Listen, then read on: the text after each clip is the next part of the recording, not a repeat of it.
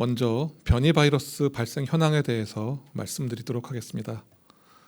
지난 1주간 추가로 확인된 주요 변이 바이러스 확진자는 536명으로 유형별로는 알파형이 162명, 델타형이 374명이며 베타 및 감마형은 없었습니다. 이 중 141명은 해외 유입 사례, 395명은 국내 감염 사례였습니다. 국내 감염 사례 중 주요 변이 바이러스 검출률은 36.9%로 나타났고, 그중 델타형 변이 검출은 23.3%로서 전주보다 증가하였으며 알파형 검출인 13.5%보다 높았습니다. 변이 바이러스 주요 집단 사례는 총 18건이 신규 확인되었고, 알파형이 7건, 델타형이 11건이었습니다. 신규 집단 사례 관련해서 총 확진자는 385명이었고 집단 사례 한 건당 평균 발생 규모는 21.4명이었습니다. 다음은 이번에 발생한 4차 유행이 지난 유행에 비해 어떤 차이점을 보이는지 그 분석 결과를 설명드리고자 합니다.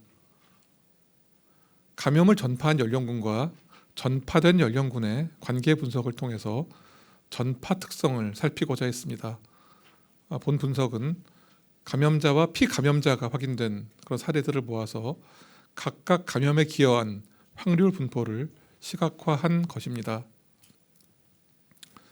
최근 유행은 확진자 접촉에 의한 전파 비중이 43.6%로서 3차 유행 당시에 32.2%에 비해 현저히 높으며, 특히 선행 확진자의 연령 분포에서 60대 미만의 비율이 대폭 증가하였습니다. 또한 가족에 의한 전파 비율이 낮아진 반면 지인 또는 동료에 의한 전파 비율이 기존의 23.8%에서 40%로 크게 증가하였습니다. 그리고 분석 결과 지난 3차 유행에서는 동일 연령대 간의 감염과 연령이 서로 다른 그런 세대 간의 접촉을 통한 감염 영향이 모두 뚜렷하게 나타났었습니다. 그러나 근본 유행에서는 세대 간 접촉을 통한 감염이 크게 축소되고, 그 대신 동일 연령대 간 접촉을 통한 감염만이 전 연령대에서 매우 두드러지게 나타났습니다. 이런 감염 패턴은 주로 지인, 동료들 간의 접촉과 모임을 통한 전파가 있었으며, 한 유행이 다시 다른 유행으로 재전파하는 경향을 시사하는 것입니다. 최근 수도권의 전파 패턴도 설명드리도록 하겠습니다. 수도권은 활동성이 높은 연령층을 중심으로 주점, 음식점 등 다중이용시설에서 집단 발생 사례가 증가하고 있습니다. 최근 4주 수도권 확진자 발생은 전 연령대에서 증가하였으며 비교적 젊은 연령층에서 보다 발생률이 높습니다. 특히 주점, 음식점 등 불특정 다수가 이용하는 시설을 중심으로 해서 집단 감염 사례가 발생하였습니다. 주요 위험 요인으로는 환기가 되지 않는 지하 공간, 종사자 및 이용자의 밀접 접촉, 그리고 증상 발생 기간 내 다수의 다중이용시설 이용 등입니다. 최근 클럽이나 주점과 같이 밀폐된 공간에서 많은 사람들과 접촉하셨다면 증상이 없더라도 검사를 받으실 것을 적극 권고드립니다. 아울러 이런 결과들은 특정 세대의 문제로 오해되어서는 안 됨을 말씀드립니다. 유행은 어떤 세대의 문제가 아니라 감염의 위험 요인과 이를 통제하는 방법에 따른 문제로 접근하여야 되기 때문입니다. 그간 오랜 사회적 거리두기로 인해 많은 답답함과 불편함이 있으심에 대해서 송구하게 생각합니다. 그러나 현재 유행의 차단을 위해 적정한 거리두기가 무엇보다 필요한 시점으로 조금만 더 참여해 주시기를 간곡히 부탁드립니다.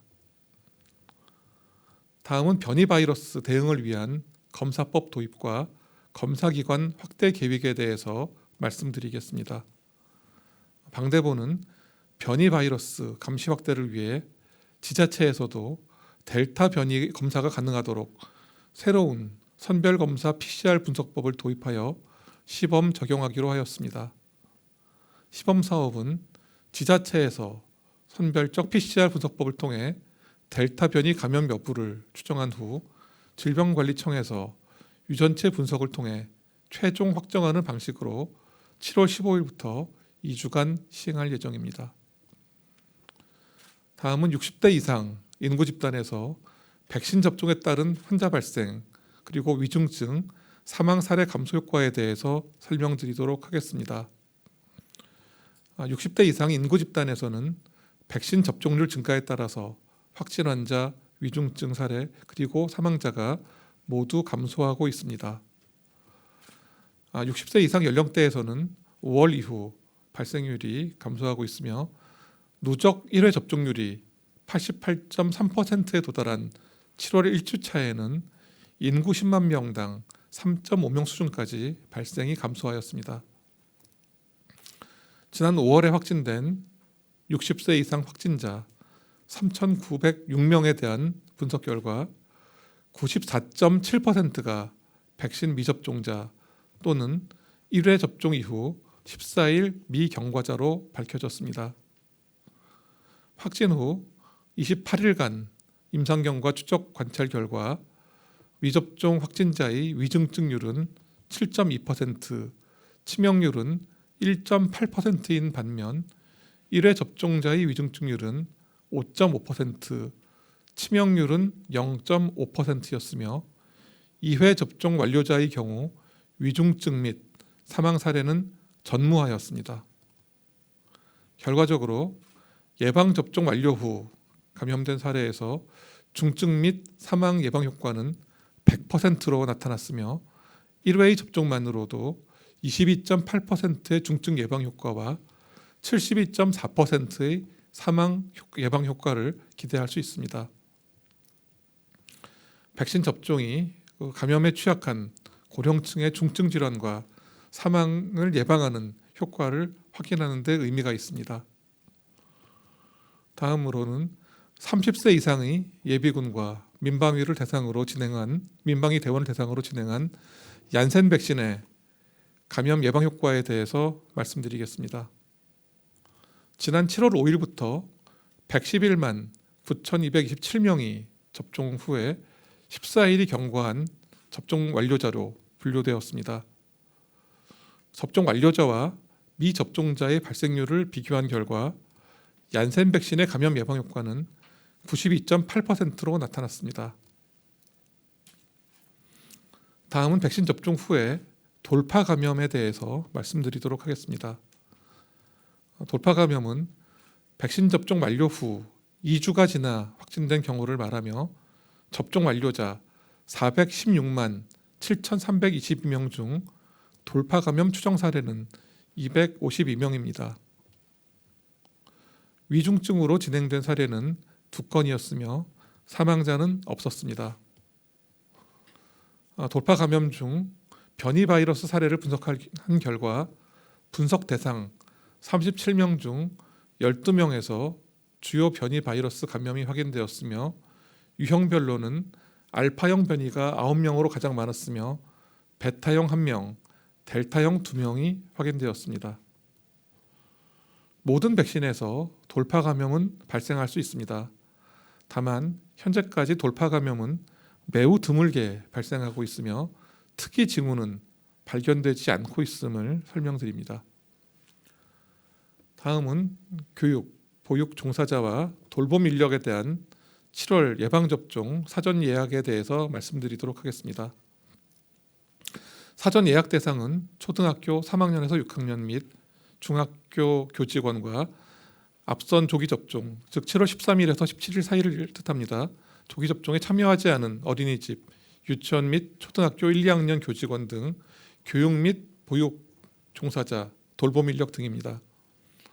사전 예약은 7월 14일 0시부터 17일 18시까지 실시되며 1차 접종은 7월 28일 수요일부터 8월 7일까지 진행됩니다. 접종 백신은 화이자 백신이며 접종을 희망하시는 분은 코로나19 예방접종 사전 예약 누리집에서 방문 가능한 접종기관을 선택하여 접종 일정을 예약하실 수 있습니다. 다수의 학생들은 백신 예방접종 대상이 아니므로 2학기 전면 등교를 위해서는 교직원들 한 분 한 분의 접종이 절실한 상황입니다. 접종에 적극 참여해 주시기를 당부드립니다. QR 체크인을 통한 예방접종 증명 방법에 대해서 말씀드리겠습니다. 지난 7월 12일부터 전자출입기록, 즉 QR 체크인 시 예방접종 증명이 동시에 확인되는 시스템이 가동 중입니다. 네이버, 카카오 이런 통신 3사의 인증과 토스 앱을 통한 예방접종 증명이 가능합니다. 통합 QR은 기존의 QR 체크인과 같은 방법으로 사용하면 되고 인증 시 화면 메시지와 음성으로 접종 회차와 예방접종 정보가 확인됩니다. 백신 수급 상황에 대해서 말씀드리겠습니다. 개별 계약된 화이자 백신 79만 9천 회분이 7월 14일 인천공항에 도착합니다. 더 많은 분들이 빠르고 안전하게 예방접종을 받을 수 있도록 최선의 노력을 다하겠습니다. 화이자 백신은 7월에 점진적으로 증가된 물량이 공급될 예정이며 이미 도입된 화이자, 모더나 백신을 포함하여 약 1,000만 회분의 백신이 7월 중에 순차적으로 도입될 예정임을 참고하시기 바랍니다. 55세에서 59세 연령대의 예방접종 예약 조기 마감에 대해서 말씀드리겠습니다. 먼저 접종 예약의 조기 마감이 가능할 수 있다는 상황에 대해서 사전에 안내드리지 못하여 예약을 시도하셨던 분들에게 큰 혼란이 발생한 부분에 대해서 국민 여러분께 대단히 죄송하다는 말씀을 드립니다. 이번 55세에서 59세 185만 명의 예약 조기 마감은 도입과 배송 일정을 고려하여 안정적인 접종이 가능한 물량 내에서 예약이 진행되었음을 양해를 부탁드리겠습니다. 말씀드린 대로 7월, 8월 예방접종은 주로 모더나, 화이자 백신으로 진행될 예정이며 접종 가능한 물량은 충분히 도입될 예정임을 말씀드립니다. 다만 모더나 백신은 매주별로 도입되고 있는 상황으로 7월 중 도입 상황의 변동성에 있어서 근본과 같은 상황이 발생하였으며 예약 물량에 제한이 있음을 사전에 고지하지 못한 점을 거듭 사과와 양해 부탁드리겠습니다. 이런 상황을 충분히 반영하여 당초 19일로 알려드렸던 예약 재개 일정을 최대한 앞당기도록 노력 중이며 향후 일정은 준비되는 대로 별도 안내드릴 예정입니다. 근본에 예약하지 못하신 55세에서 59세 연령층을 포함하여 접종을 원하시는 50대 연령층의 모든 분들에게 예약 기회를 부여하여 차질 없이 접종이 진행되도록 하겠습니다. 환자가 크게 증가하면서 일선 보건요원과 역학조사관의 업무 강도도 비교할 수 없을 만큼 높아졌습니다. 보건요원과 역학조사관들은 국민의 건강을 위해 자신이 위험에 노출되는 것을 기꺼이 감수하면서 지난 1년 반 동안 묵묵히 일하고 있으며 지금 이 순간에도 두터운 보호복 아래 땀을 흘리고 있습니다. 이들의 수고를 덜어주기 위해 보다 적극적으로 역학조사에 협조해 주시기를 호소드립니다. 조사에 대한 비협조 또는 거짓이 있을 경우 위험 확인을 위해 훨씬 더 많은 시간과 노력이 들 뿐 아니라 자칫 유행이 늦게 파악되어 다수의 사람을 위험하게 할 수도 있습니다. 보건요원과 역학조사관은 가장 가까운 곳에서 국민을 지키는 가장 선하고 가장 강한 힘입니다. 이들이 용기와 힘을 낼 수 있도록 작은 격려를 보내주시기 바랍니다. 방역당국도 모든 노력을 다해 유행을 감소시키도록 하겠습니다.